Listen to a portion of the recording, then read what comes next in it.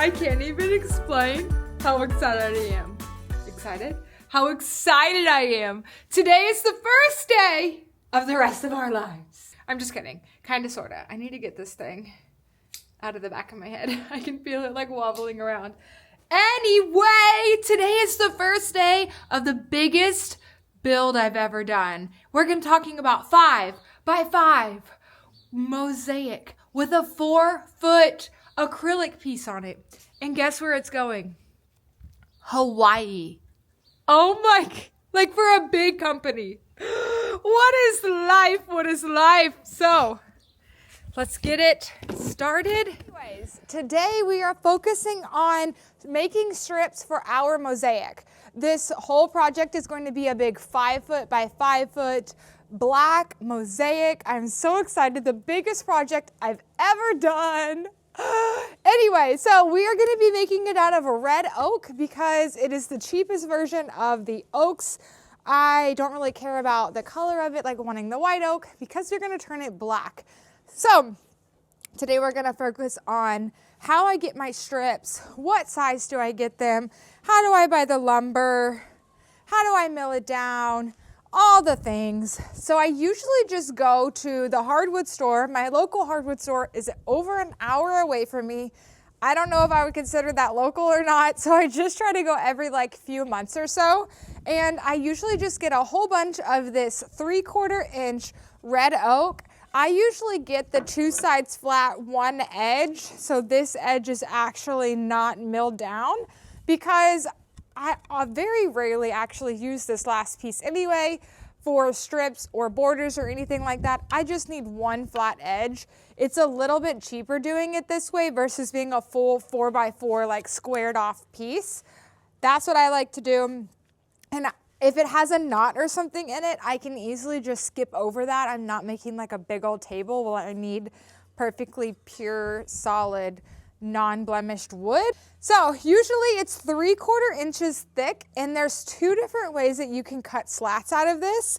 You can run it where you just want it to be 3/4 inches thick. So you're gonna run it through over and over and over, just leaving it like this. The other way you could do it is, say, another width of a strip that I want for this particular design is 1 1/4 inch thick. So one thing you could do is you could buy 1 1/4 inch thick stock and run it the same exact way through, where you're just running, and your height is gonna be 1/4 inches. So whether I'm running it just the thickness of my material and running it through to make my strips that way, or if I turn it, I always want the thickness of my slats to be about 1/4 inch thick so I don't have as much waste. So most of the time I'm gonna have my fence set at 1/4 inch, and that's just how thick I want my actual slat. PPE, we're gonna need to have glasses, we're gonna need to have a face mask. I have my dust collection off the end of this, which I can show you, my favorite DeWalt. I will not operate another table saw other than the saw stop. I have touched my finger on the blade literally like 4 to 6 times. I don't trust myself. Oh, other thing you need is a push stick. I feel like I don't really have a whole lot of control over what's going on if I'm using a push stick. So the one that I personally like the most is this Grabber Pro by Milescraft. It has a whole lot of surface that's holding on to both sides of your piece of wood, and it just feels like it's the most stable. I am terrified that stuff's just gonna shoot out the back. This is the one I've had the most luck with, so I'm gonna say use a push stick. Let's get to it. Okay, so the first main cuts I'm gonna do, I just wanna get some 3/4 inch high slats.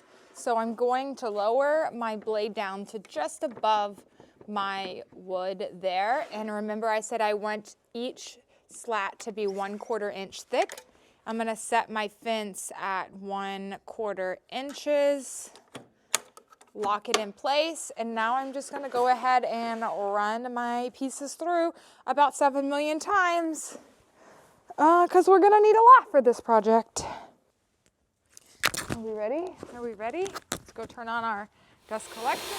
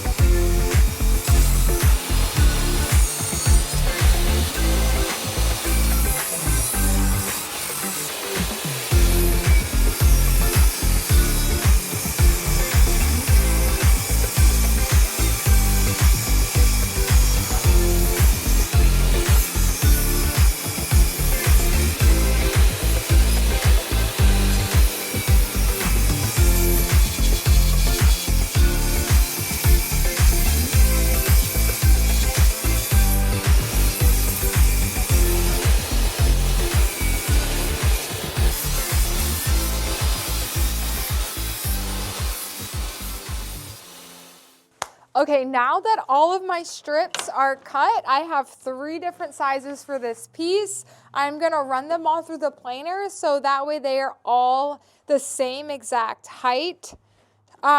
These ones that I cut going like cut in half, you know, going through the table saw ended up a little bit thicker, so they're gonna need a couple more passes through the planer. Not only is it gonna get them all the same height, it's gonna take off any of these saw marks that are on them. That way I can use either side. Everything is beautiful, and once I go to glue and like actually make the mosaic, I'm not gonna have to worry about sanding out any of those divots, especially in ones like this. Not only is it burnt, which because we're making it black, it's not that big of a deal, but it has like huge divots in there that I would have to sand out. So planer helps with all of that, and we're gonna go ahead and do that.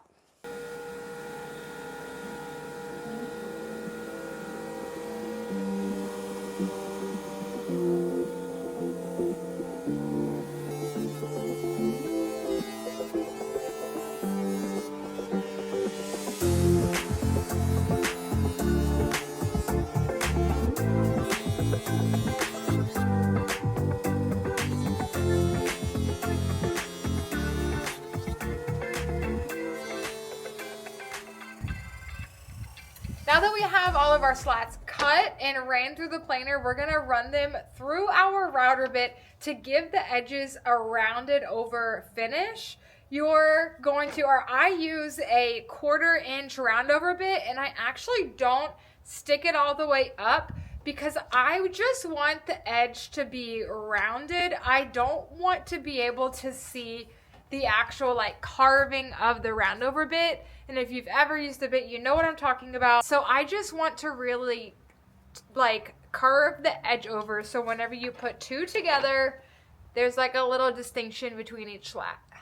I'll show you that part, what I mean, in a few minutes. But I'm just gonna go through, and I like to round them over all at once before I even start any cutting, because then that reduces any of like the play time when I'm actually cutting, and I can start gluing everything down and not having to wait to the very end and like stopping and rounding and like all the things, you know? So I'm about to take all 200 of these slats, however many they are, and I'm gonna go ahead and just run them through the router. I think that's enough talking. Well, let's go do it.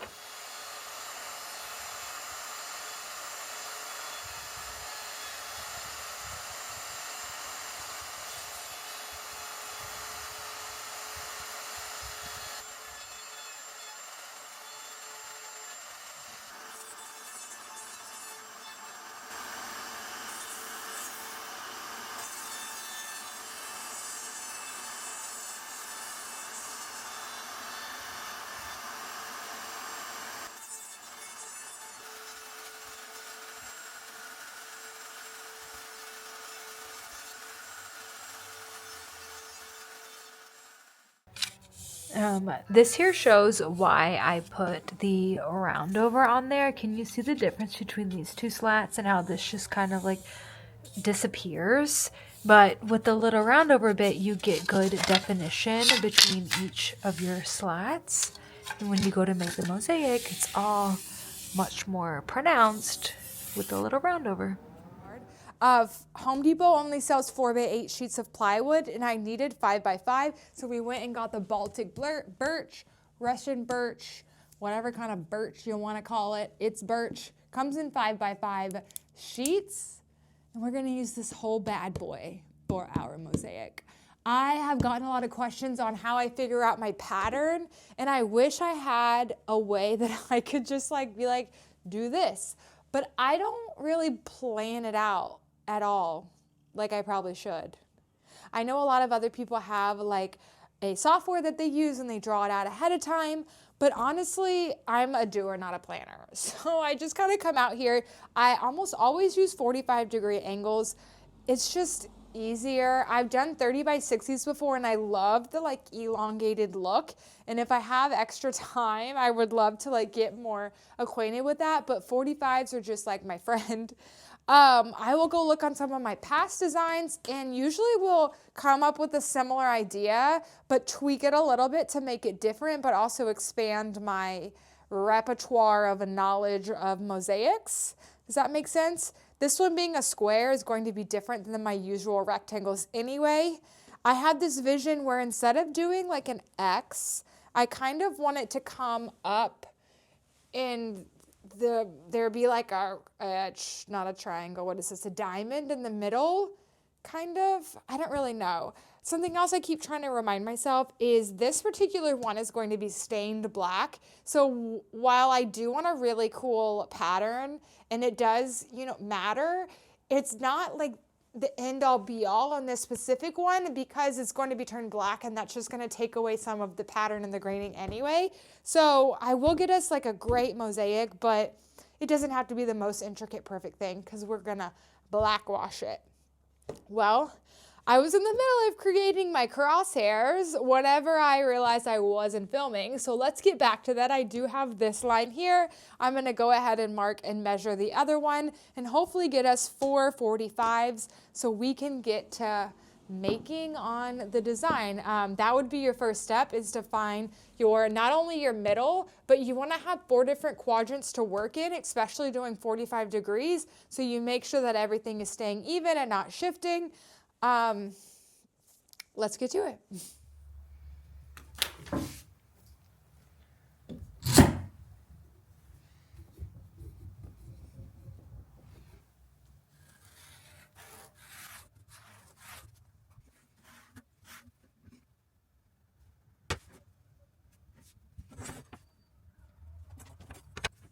I'm hoping to get the center part of this, the actual square diamond part of it, cut and maybe attached, and then I'm gonna go have fun with my family.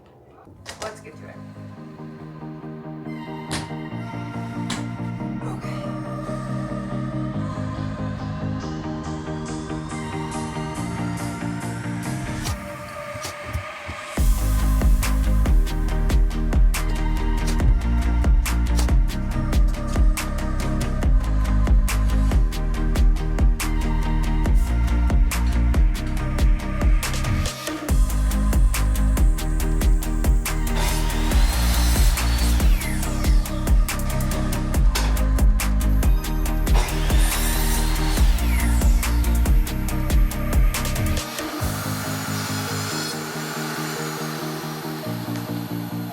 Middle part is one of the hardest parts because you have to get everything square, because if it's not, then as you go to work off of your mid, everything's just going to be messed up. And in a smaller design, it isn't going to be as imperative as something big like this. If I'm just a little bit off up here, by the time I get down to the bottom of the sign, I think I have to get up on this thing again. By the time I get to the bottom of the design, it's gonna be a pretty big chunk off. So you've gotta be like pretty precise here.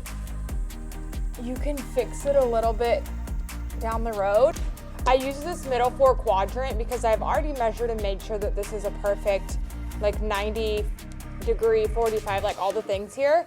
So as long as I get this first solid part on a normal like basic sign, then whenever I go off, I'm good.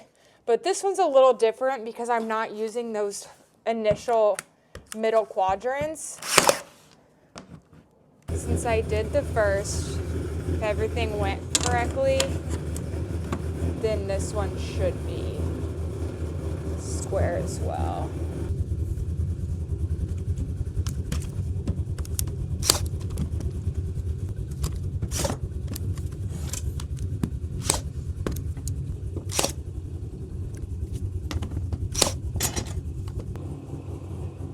Listen, I think he just, I guess he's warming it up.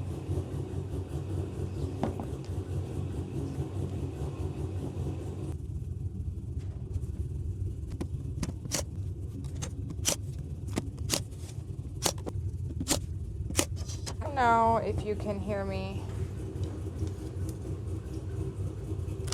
properly or not with a car, but I forgot to mention that I am gluing, and that is a pin nailer that I'm using.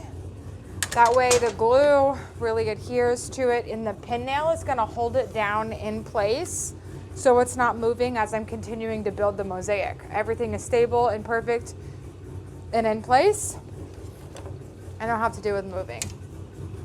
That's why I do both steps. I'm like, why not just have some extra insurance? Okay, so now these are gonna need to cross. I want this to be a 45-degree angle, this to be a 45, and this. So I need all 3 of them, like everywhere needs to be a 45. Oh, so much pressure and stress. This is so much harder than your everyday, like normal sign. 45 good first. Because also I need it to do this, and then I've got to cut it at the right spot.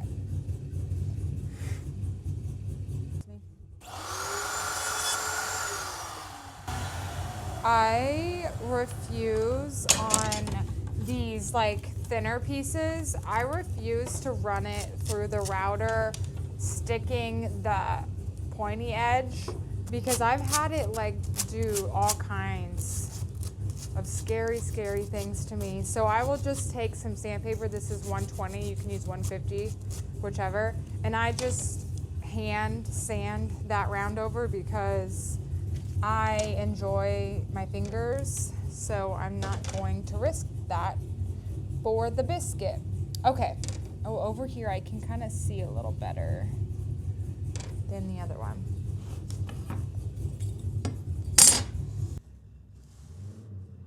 All right, you can always cut more off. You can't add any back. So we're gonna make it a little big to see what that's.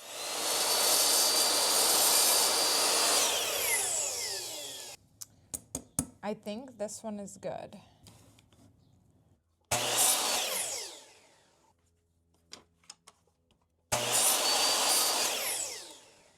Yes. Am I allowed to use the ones that are already using? Yeah, you're fine. You're good. You can use them.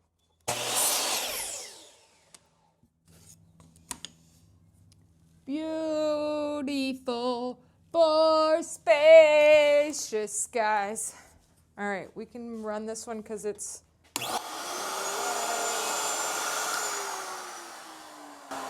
We did it! Okay, now let's glue and mark, but gosh darn it, this is beautiful. Okay. The only thing is, what else I gotta do is have the straight lines go out that way. Whoo, holy Jesus, but it's all right, it's all right. We got this. We're moving and we're chucking along. Moving and we're... Remember. Listen, if this isn't 45 degrees, then all of these measuring things be off, because how I got all of this stuff, it seems fine, it seems fine. Okay, now we need to build in, and then we're gonna build the outside ones.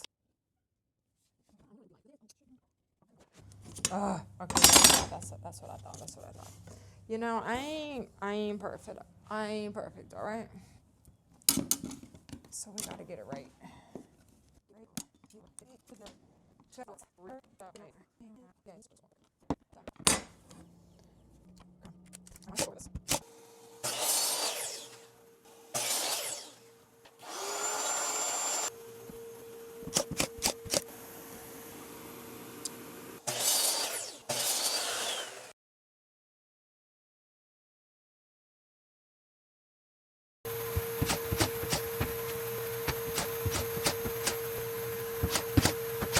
Other hard part is going to be this middle piece here.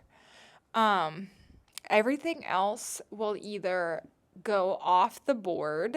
You'll see how I cut this angles all, like the sizes all at the same time. So that part will be easier. It's not perfect, and that's kind of weighing on me a little bit. Like I see a little bit of mess ups here. I do think that I'll be able to kind of fix them as I go. You probably won't even notice at the end, but the perfectionist in me wants it to be perfect, but I just can't. I don't know that I've ever gotten a mosaic like absolutely perfect.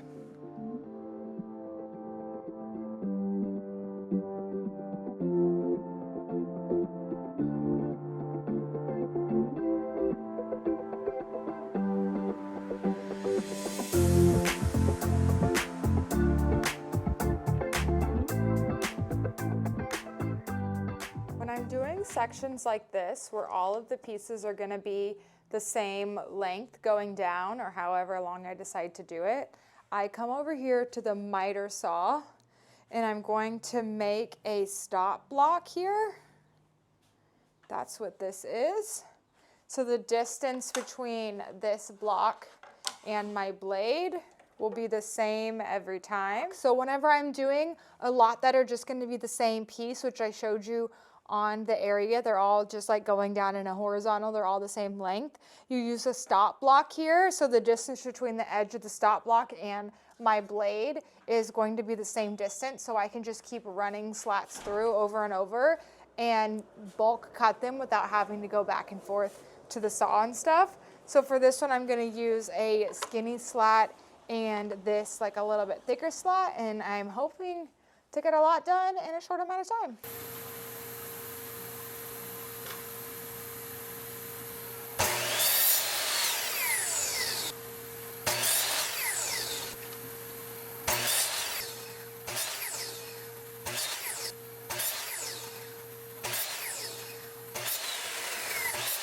Now we're gonna take our pieces and put them on the board. Crossing our fingers they fit properly, especially because these aren't really glued in quite yet.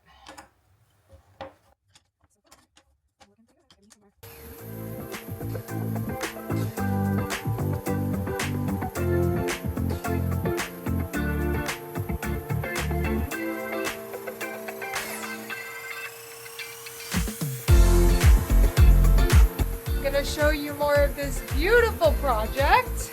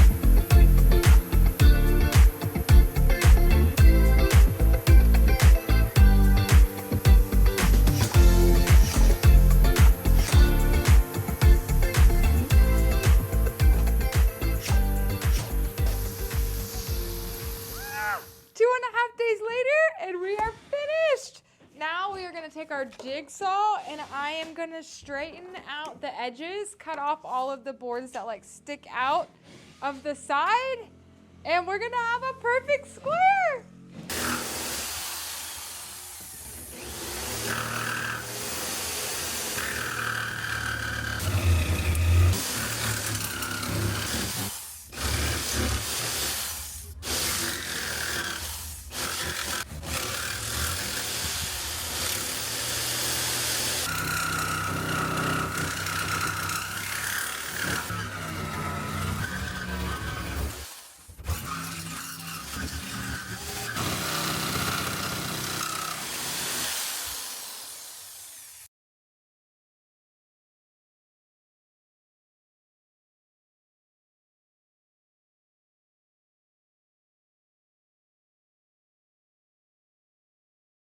My favorite way to cut off the edges is with a jigsaw blade. The blade that I like to use is a scroll saw Diablo Bosch.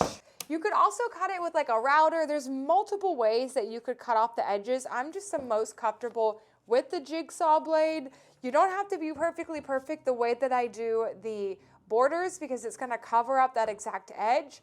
That is the step that I'm gonna do now. I have the borders cut to the length that they need to be. I'm gonna go ahead and run them through the table saw to get the dado, so that way I can put them on the border. I'm gonna be working on the dados now. The dado is gonna be inside of the border. It's a slot that I'm gonna make here. That way I can put it on my backer. It's gonna be solid, sturdy, and it's gonna look perfect. So the height of my backer is about 3/4 inch thick. So that is the overall height of my dado that I'm gonna want.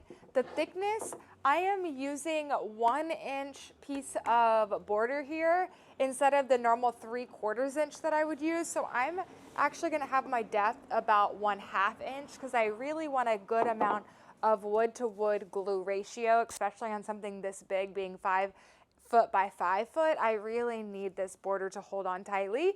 So I'm gonna do it 1/2 inch tall, 3/4 inch thick is what my little thing is. I'm gonna start it at 1/8 inch. So there's a lip on the bottom, not too big, but not too small, to get just a good little sandwich in there. I'm gonna just keep running it through. I don't have a dado blade. I don't plan to get a dado blade for this. I do borders a few times a month, but it's not that big of a deal for me just to keep running it through to get it to be 3/4 inch thick. So let's get started.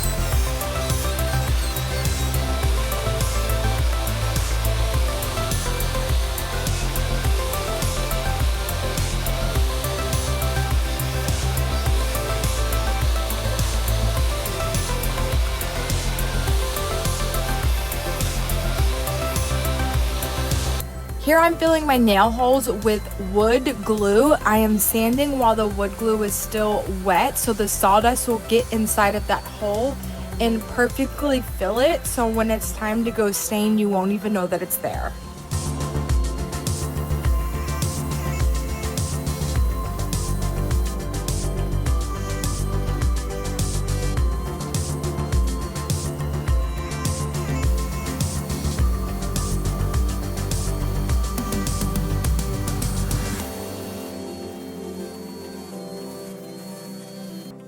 One of the great things about oak is the grain pattern in it. Well, now that I just sanded it with the 150 grit sandpaper, it kind of smushed all of that beautiful graining down. So we're gonna take a wire brush and we're gonna go in the same direction as the grain. I don't wanna go like across the grain. You're gonna go in the same direction of the grain on all the pieces, and that wire brush is gonna get down in there and open up that grain again, create those grooves. So when I go to put the stain in the finish, you're really gonna be able to see all that graining back in it.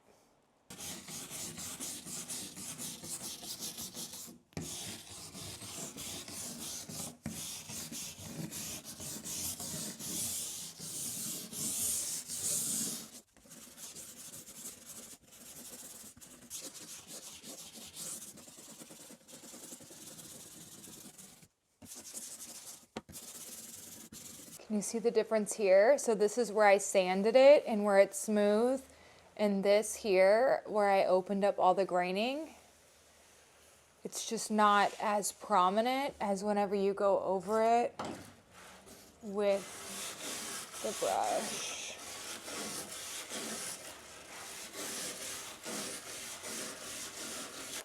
This is about the time in the build that I forget to do content because I'm tired of working on it and I just want it to be done. And I forget the steps and I'm just like, bleh. Like, I feel like there's every project in the middle of it. Usually it's like before I get to the painting, which is exactly where I am. Like, I'm tired of the boring stuff. I want to get to the fun stuff. So, but we're getting there. Right now we're going to be doing borders. So the big Mama Jamma dado border that I cut out yesterday, we are going to be putting on this backer and measuring out. I actually don't measure anything. I put it on each corner. I'm going to clamp it with these Collins clamps here.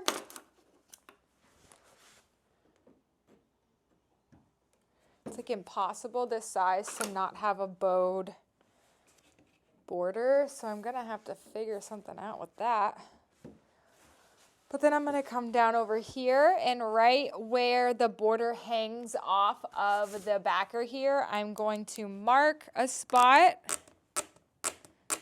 And now when I bring it to my saw, I'm gonna know exactly where to cut based on the spot that I just marked. You see up in there, I don't know how clear it is, but my backer, my border that hangs off. This also gives you a really good view of what the dado looks like. I'm just gonna mark in there, and now I'm gonna take it to the saw.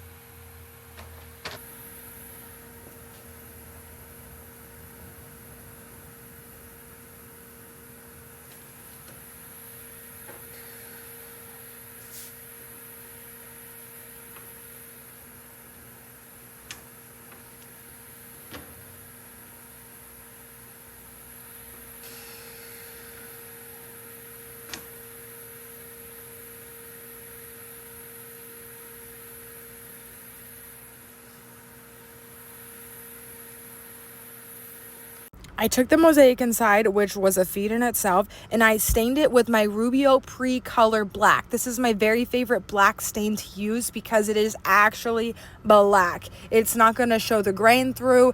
It is really thin. I love the water consistency when you wipe it on. It's perfection.